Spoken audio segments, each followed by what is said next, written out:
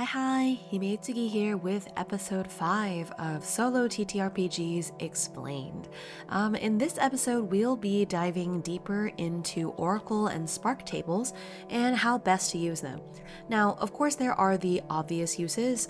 There's lots and lots of random tables that are specifically for names of things, names of people, places. You can find ones that are purely like, hey, what kind of sword did you find? Hey, what is the name of this inn? And I will drop a couple of my recommendations in the description box. But beyond the obvious uses, there's other ways that we can use oracles, and I think a lot of times new solo RPG, TTRPG players are just told like, oh, well, use the oracle, figure it out, and without proper guidance on how exactly to use the oracle, it can be a little confusing. Now, beyond the obvious uses, I want to encourage you to borrow from every game book that you have. Just because you're playing one game doesn't mean that you're restricted to the oracles from that game. If you have mechanics or tables or locations that you like from another rulebook, use it. I think that every rulebook can be used for other things as well. Every rulebook is just inspiration for another game, perhaps. And sometimes certain games have rules that are sort of lacking, but their world building is immaculate. And there's other games that I love so much that I, use aspects of it in other games that I play as well. Don't feel bad about borrowing, mixing, taking a little bit from here and a little bit from there, because it's all about enhancing your own experience. The general Spark table, typically games that are written to be solo or playable solo, have what they call Spark tables or Oracle tables. So, for example, a sci-fi game might have a table with words like invade, space, planet that you can roll on and sort of like, okay, what is the theme of this mission? Roll. Oh, I got moon, so that means we're going to the moon or something, right? And then fantasy ones might be more fantasy themed, so like circle, spell, magic, tower, stuff like that. So these are very general that you can use for anything.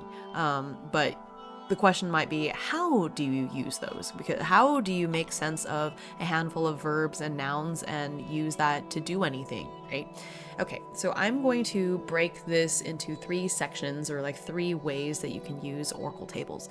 The first that we're going to look at is specifically for use in scenes. So scene setup or perhaps twists during the scene. So you're using the Oracle table to answer the question of what's happening. What is happening to me right now? Well, so there's various ones that you can use, of course. The sky's the limit almost at this point about oracles. I'm first going to talk about what's called the Game Master's Apprentice. It is lots and lots of sets of different oracle cards, which you can get on DriveThruRPG, printed and sent to you. I have a couple of decks that I like to use just to have on hand. But the nice thing is they do make it available for VTTs as well. Or honestly, I've talked previously about just having the PDF open and like randomly turning to a page. You could do that as well. But for example, this is from their Age of Sail collection. You can see that this card has all sorts of stuff on it. So it can answer the question of what's happening by looking at it. What's happening? Oh, well, you hear a scream. So what are you going to do? Or, oh, what's happening? You see a splash of red. Okay, and so the nice thing is, even with one card, you can sort of choose what's interesting to you. Now, you could say, okay, I'm choosing to draw a card and I'm just going to go with whatever's there for the eye icon and restrict yourself in that way. Me, I like to have a little bit more flexibility, and so I'll draw a card and be like, okay, something on this card is going to dictate what's happening or give me some inspiration what's happening. So I might draw this card and see the catalyst. Oh, a long lost sibling returns. But maybe that's too dramatic. I just went to the pub. I don't necessarily want to reconnect with my long lost sibling at the pub, so I see a splash of red. Okay, there's a bar fight. So I walk in, there's a bar fight. My character is an inquisitor, so I'm gonna go and help break that up. So you can use any of those things, and some of these are very specific and some of these are very vague, so you could use these specific ones. But you also have these random event generator words, absolve, psychological, civilization, that you can use as well. Okay, I'm going to the library. What catches my eye? Oh, psychological. They're having a talk by a famous psychologist who's come to talk about Stockholm Syndrome. I don't know, right? But you can use any of these things. And I use this as an example because the Game Master's Apprentice cards have a lot of information, a lot of cool resources on them, but you could use this with the general Spark tables as well. So you could roll on your Spark table for the direction of the scene, like what's happening. Oh, I rolled my D66 on this table provided by the game and got wound. Okay, so maybe there's a fight at the tavern, and while I'm walking in, somebody knocked over a table, and so my character got hit by it. Where, how do you proceed from there? You go in character, right? Now, beyond the setup of what's happening, you can also use this to determine the direction of a scene, and sometimes you can do this in less obvious ways. So you could roll on a table. So I like Drakonym's insight table. So they have action, force, theme. And so you might say, okay, well, this scene has been going for a while. How is it going? And sometimes I like to use the oracle more for like magnitude. And so, for example, I'll say, well, how is this scene going? What is the direction of this scene? And then I'll roll on the action insight table and I'll get scatter. So this, to me, I'm not going to take scatter literally. I'll take it as, okay, what is the magnitude of this word? This word is kind of in the middle, scattered. It's not, it's not heavy, it's not weak, it's sort of in the middle. So this scene is sort of all over the place. So maybe the direction of the scene is we're going to scatter things around. So maybe the NPC we're talking to becomes more evasive, or maybe the clue that we had suddenly falls into a hole in the ground, whatever. Right, so you don't necessarily have to take the result of your oracle literally. Sometimes you can use it more as inspiration, especially for themes and such. Now, in a way, you can also use it literally. We could use it to determine what are NPCs talking about. So this is where it can help relieve some of the creative heavy lifting that you have to do when you play. So let's say you happen upon a group of adventurers and then you roll and they're currently having a conversation about, and you roll and you get the word prophecy. Okay, they're talking about a prophecy that the temple just released, right? And you take it from there. Now, if one word isn't enough for you to take inspiration from, at this point, I've been doing this for so long that I get the word prophecy and I just run with it.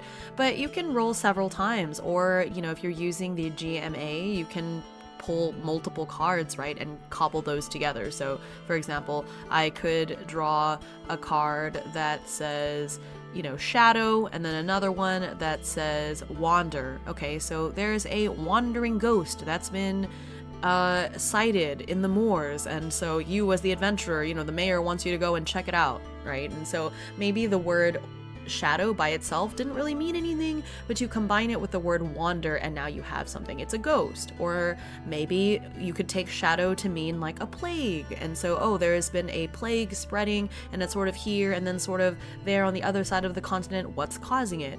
So don't be afraid to use it literally, but also don't be afraid to take it more as inspiration. Shadow can mean a lot of things. You can interpret that to mean a lot of things. It doesn't literally have to be a shadow. It doesn't have to be quite so sinister as a ghost. Maybe it could be something as simple as, I got shadow and wander, so suddenly today everybody's shadows are gone. You're walking through town and people are just confused because all their shadows are gone because Peter Pan has taken them all. Who knows, right? So it really depends on the theme of your story and the direction you kind of want it to go in, but let this lead your scenes and help take you into different directions that you weren't expecting. This works really well for twists too. I like to periodically roll. So Black Oath games, they have a lot of the newer ones have this, is there a twist? You can roll and say yes or no. So if there is a twist, that's when you roll on oracles to be, okay, suddenly the scene changes, or there's a twist in the scene. What happens, right? And go from there. But sometimes there's no twist. You can decide that for yourself because it can be really distracting if there's just twists constantly, right? So beyond scenes, you can also use oracles for world building, and so you can answer questions like, okay, well, I got to this ruin, what was this used for? Across 1,000 Dead Worlds by Black Oath Entertainment has this really nicely laid out where when you visit a site, you can roll for things like the site's original purpose and stuff like that. And so even the story, so what happened to the site. And I like using that as inspiration for the sort of things I can find out about a place. It doesn't necessarily have to be a ruin. Maybe you could, you're in a city for the first time and you come across a building and you want to know what the building is used for. You can use your oracle, and you roll for one that's like verbs maybe. So maybe you get the word yell. Okay, it's an auction house maybe. Right? Or you could take it more like, oh, you come across this building, you hear somebody yelling inside. It's kind of up to you how you want to take that word, right? But you can use the oracles to talk about world building in case of like, what is this for? What was the history of this place? What was this monarch known for doing, right? So any questions that you would ask the DM or that the DM would tell you, you can use the oracle to help you out. So maybe, you hear a name. And it's a king. It's like, okay, well, what was this king known for? I'm gonna roll and see. Oh, I get the word wheel. Okay, well, this king felt like he really needed to reinvent the wheel, so he got rid of all of his, predecessors' political allies, and he's known as a tyrant. Right? Or maybe the word wheel isn't enough for you, and so you can pull a couple of other things. So you get wheel, you get watch, you get dance. Okay, so he's known for being a person that really led to the explosion of arts and culture. So lots of dancing, lots of like innovation in technology. That's what I get with watch and wheel, right? And so you can use it for world building as well. The last thing that I really love using oracles for, of course, and it's really important in solo games, is exploration. Because when you are playing a TTRPG with a group or with the DM, oftentimes the DM already has the map in mind, or at least laid out, so they know what's going to be in this room. They know what loot is going to be here. And if you are playing a pre-established adventure solo, maybe you don't have to worry about this so much. Maybe the game that you have already has a map. You already know what's going to be in each room, even if you don't have a DM, right? There's lots of solo games now that are more exploration based, and maybe you don't have to worry about this so much. But if you're playing a sort of hexploration game, or you're trying to really get into the mindset of, I'm a traveler alone in a foreign land and I don't know where anything is, I have no map, this is where using oracle tables can really shine. So first, I like to also maintain a sort of threads list, similar to what I talked about in my NPC video, but use this for general concepts as well. So, okay, let's say I have a mission to find this herb that the herbalist in my village needs to develop a cure. Okay, I'll add that herb to my list, and so as I'm exploring, I might roll on that list and be like, okay, is there something in this hex or in this location that's connected to something I'm searching for, or some concept that I have added to my sort of quest list, as it were, right? And so this doesn't necessarily have to be just for NPCs, but you can also use it for things like that. And you can adjust the randomness. Like, let's say I want the herb to be relatively rare, so I might set it to, okay, it's a D20 and only one of those is the herb. So more often than not, I'm going to roll and not get the herb. But let's say there is this like this criminal I'm looking for, and I have reason to believe they're nearby, so maybe that criminal's name might appear on my threads list more often, so it's more likely to roll them. And so the threads list is, you're making your own oracle in a way and tailoring it. That way there is some element of chance. And I know this is a little bit outside of the scope of oracle tables, but I think clocks work really well for this as well. So just creating a clock for like, when am I going to run into this herb? Okay, maybe set a 5-level clock that you roll on, with a usage die or whatnot, right? So lots of different ways that you can explore that. But in a more general sense, exploring what is this next hex? So something that Against the Wind does really well by Cesar Kapakli. He actually has a PDF from Against the Wind that is just the book of tables. And so you don't even have to flip through the rule book itself. He gathered all the tables in one place. But for example, one of the things that is included is natural features for land and sea. So let's say you are traveling across land. Well, let's roll and see what's there. Oh, it's a frostbite canyon. Cool. And then you can go from there, and you can use other books like the GM's Miscellany dressing books to sort of go from there if you need more guidance on, okay, well, so there's a frostbite canyon, what does that mean? And so you might flesh out using that to be like, oh, well, this canyon has a little bit of water at the very bottom, but it's frozen up, and so now monsters are like chipping away at the bottom. Who knows, right?